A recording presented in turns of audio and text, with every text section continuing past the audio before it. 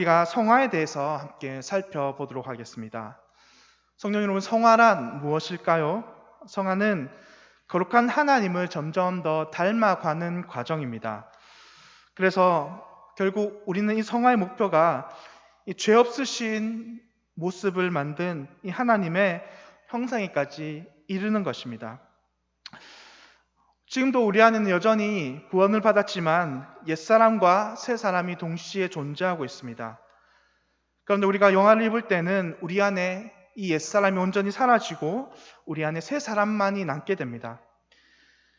이 모든 과정이 바로 성화의 과정입니다. 그런데 우리는 여기서 한 가지 질문을 할 수 있습니다. 그것은 과연 우리가 어떻게 하면 우리의 옛사람을 죽이며 우리 안에 새 사람이 완전히 우리를 다스릴 수 있게 할까라는 질문입니다. 오늘 그 점에 대해서 세 가지 살펴보도록 하겠습니다. 우선 본격적으로 이 세 가지에 대해서 살펴보기 전에 간단하게 성화가 두 가지로 나뉜다는 것을 우리가 잠깐 살펴보고 나아가도록 하겠습니다. 먼저 우리가 여러 번 들었다시피 성화는 두 가지로 나누게 됩니다. 첫 번째는 근본적 성화입니다. 이 근본적 성화는 다시 말해서 우리가 처음 예수님을 믿을 때에 곧바로 우리에게 나타나는 성화의 모습입니다. 고린도후서 5장 17절에는 이렇게 얘기합니다. 누구든지 그리스도 안에 있으면 새로운 피조물이라 이전 것은 지나갔으니 보라 새 것이 되었도다 라고 말입니다. 고린도후서 5장 17절에서 누구든지 그리스도 예수 안에 있으면 새 것이 되었다라는 것입니다. 누구든지 성화의 정도는 차이가 있지만 전부 다 새로운 것이 되었다고 고린도후서는 말하고 있는 것입니다. 즉 지금 우리의 모습에서 일정 부분 근본적으로 성화는 반드시 일어났다고 성경은 이야기하고 있는 것입니다. 그러면 우리가 근본적으로 일어난 이 성화의 모습들에는 과연 어떤 것들이 있습니까? 그것은 우리가 하나님에 대해서 하나님을 사랑하고 하나님을 생각하고 또 날마다 하나님의 말씀을 들으려 하는 마음이 든다는 것입니다. 우리가 주일이 되면 예배 가운데로 나오고요. 예배를 드리지 않고 어쩌다가 우리가 예배를 빠지게 되면 어색하고 불편하고 찜찜한 그런 무언가 느낌을 받게 된다는 것입니다. 그리고 우리 마음 가운데 정말로 하나님이 살아 계신 것과 같고 이 천국과 지옥에 대한 확신이 드는 마음, 이것이 바로 우리의 근원적인 성화의 모습입니다. 원래 우리는 하나님과 철저하게 멀어진 상태였습니다. 그래서 우리는 하나님에 대해서 제대로 인지하지도 못할 뿐더러 하나님을 사랑할 수도 없고 하나님께 예배하러 나올 수도 없습니다. 지금도 세상에 수많은 사람들이 하나님을 모른 채 저렇게 떠돌아가고 있지 않습니까? 저들에게 하나님을 전해봤자 저들은 하나님을 사랑하고 하나님께 예배하려는 마음조차 들지 않을 것입니다. 그런데 그들 중에 우리는 무엇이 잘났기에, 우리가 무엇이 중요하기에 하나님께 예배 드릴 수 있습니까? 그것은 성령 하나님께서 우리 가운데 오셔서 우리를 근본적으로 성화시켜 주셨기 때문입니다. 그러면 우리는 하나님에 대해서 더욱더 적극적으로 알려고 하고 예배를 통해서 하나님의 은혜를 사모하는 마음이 드는 것입니다. 이것이 바로 우리가 먼저 짚고 넘어가야 될 근본적 성화의 모습입니다. 그런데 두 번째 성화의 측면에서는 우리가 조금 더 깊이 살펴볼 부분인데 점진적 성화의 부분입니다. 오늘 우리가 읽은 고린도후서 7장 1절의 말씀이 이것을 나타냅니다. 우리는 하나님을 두려워하는 가운데에 우리의 거룩함을 온전히 이루어 가자라고 성경은 말합니다. 즉 성도가 지금 근원적인 성화를 받아서 거룩하게 되었지만 이것이 완전하게 거룩하게 된 것이 아니라는 말입니다. 성도는 지금 이미 거룩하게 되었지만 영화롭게 되기까지 위해서 점진적으로 성화되어 가는 과정이라고 오늘 본문은 우리에게 설명하는 것입니다. 그리고 바로 우리가 이것을 점진적 성화라고 부릅니다. 이 두 번째 성화의 측면은 우리가 계속해서 예수님을 믿을 때 성령께서 점차적으로 우리의 모습을 변화시켜 주시는 것입니다. 그래서 오늘보다 내일이, 내일보다 모레가 우리의 모습이 더욱더 거룩한 모습이 되어가는 것입니다. 오늘 여러분들 이 성화의 두 번째 개념에 대해서 세 가지로 한번 정리해서 살펴보고자 합니다. 첫 번째 성화는 예수님을 닮아가는 것입니다. 성화는 한마디로 말해서 닮아가는 것, 예수님을 닮아가는 것이라고 말할 수 있습니다. 우리 옛사람의 모습은 모두 벗어버리고 우리 모든 모습이 예수님과 온전히 같이 되었을 때에 우리는 온전한 성화를 이뤘다고 말할 수 있습니다. 그런데 우리가 어떻게 하면 예수님을 닮아갈 수 있을까요? 그것은 우리가 닮으려고 하는 존재를 사랑하는 것입니다. 다시 말해서 우리가 예수님을 사랑하면 우리가 점차적으로 예수님을 닮아 성화의 모습을 이룰 수 있다는 것입니다.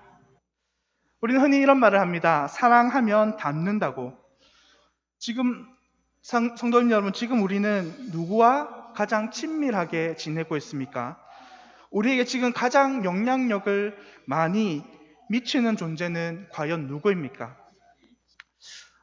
제가 주일날 유치부 예배를 드리려고 내려갈 때마다 한 번씩 깜짝깜짝 놀랄 때가 있습니다.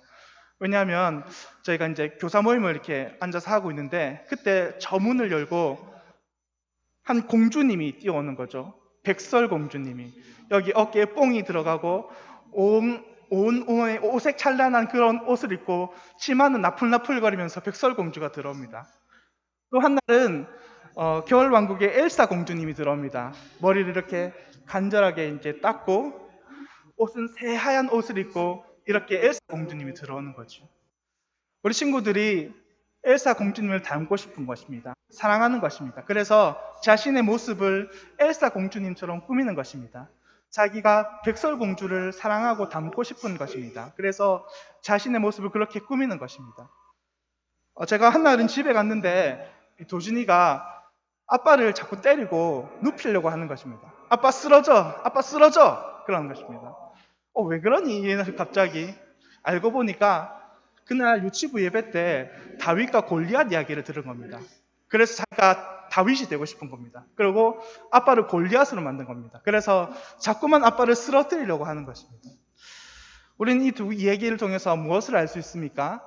인간은 사랑하는 존재를 닮으려 한다는 것입니다. 사랑하는 여러분, 우리는 과연 누구를 닮고 있습니까? 예수님의 수제자였던 베드로가 예수님을 처음부터 닮은 사람이 되었습니까? 그렇지 않습니다. 베드로는 겉으로는 예수님을 따른다라고 말했지만 속으로는 예수님을 사랑하지 않고 예수님을 따르지 못했습니다. 그런데 그런 베드로가 언제 예수님을 닮아 진정한 제자가 될 수 있었습니까? 바로 갈릴리 호수 그 건너편에서 예수께서 그 베드로에게 3번 네가 나를 어떻게 생각하느냐 물었을 때 베드로가 네 주님 제가 주님을 사랑합니다. 사랑합니다. 라고 말했을 때 베드로는 비로소 진정으로 예수님을 닮아갈 수 있었던 것입니다.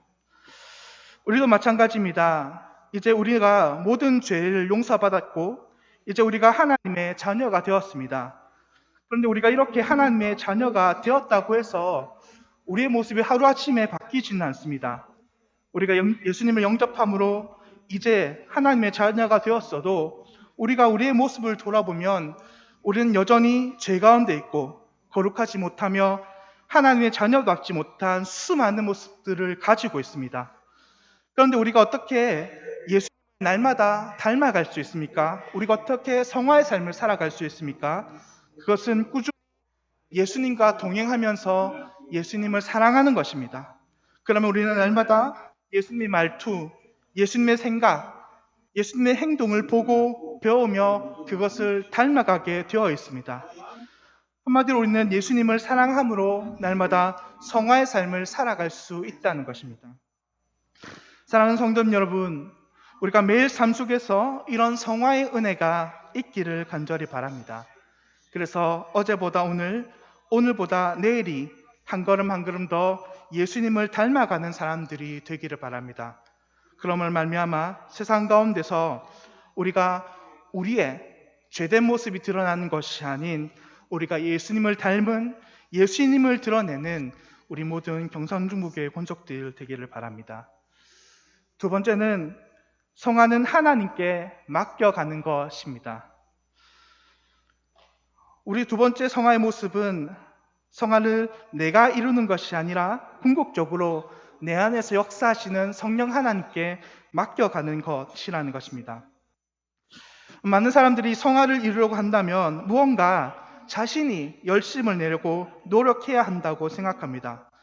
그래서 우리가 처음에 구원은 하나님의 은혜, 예수님의 은혜로 받지만 이후 성화는 전적으로 우리가 노력해서 우리가 열심을 다해서 이루어야 한다는 생각을 가지고 있습니다. 하지만 이것은 잘못된 생각입니다. 왜냐하면 우리가 처음 예수님을 믿을 때도 하나님의 은혜로 이 일이 가능했지만 우리가 이제 예수를 믿고 성화의 삶을 살기 위해서도 우리는 여전히 하나님의 은혜로서 성화의 삶을 살아가야 하는 것입니다. 그렇다면 우리가 이런 질문이 있을 수 있습니다. 목사님, 저희 보고 방금 예수님을 닮기 위해서 또 여러 가지로 예수님을 생각하고 묵상하고 기도하라고 말씀하셨는데, 그렇다면 우리가 성화하는 것이 성령님의 힘, 하나님의 힘이 아니라 우리의 힘으로 하는 것이 아닌가요? 라는 질문입니다. 하지만 그렇지 않습니다. 여기에 대해서 한 가지 예를 들어 보겠습니다. 여러분들, 배 위에, 바다 위에 떠 있는 배가 가기 위해서는 사람이 돛대를 올릴 수 있습니다. 하지만 바람이 불지 않고서는 그 배가 앞으로 전진해 나가지 않습니다. 여러분, 농부가 곡식을 거두기 위해서 땅에 밭을 갈고 씨를 뿌리고 온갖 정성과 노력을 다 기울일 수 있습니다. 하지만 하늘에서 비가 내리지 않고 하늘에서 햇빛이 쬐지 않으면 곡식은 열매를 맺지 못할 것입니다.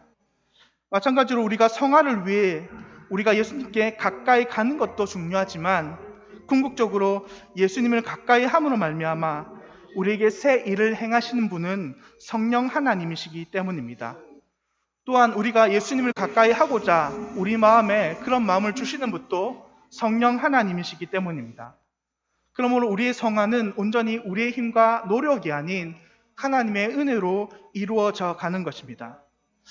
여러분, 예수님이 승천하신 후 제자들이 언제 성령을 받고 변화되었습니까? 그들은 예수님 말씀을 따라 예루살렘에 머물 때였습니다. 그들이 그저 한 것은 예수님의 말씀을 따라 마가의 다락방에서 앉아서 기도한 것밖에 없는데, 그들이 기도할 때에 하늘에서 불의 혀 같은 성령님께서 강권적으로 임재하여 주셔서 그들이 성화를 받은 것입니다. 많은 사람들이 자신들의 노력과 자신의 힘으로 거룩함을 이루려고 노력합니다.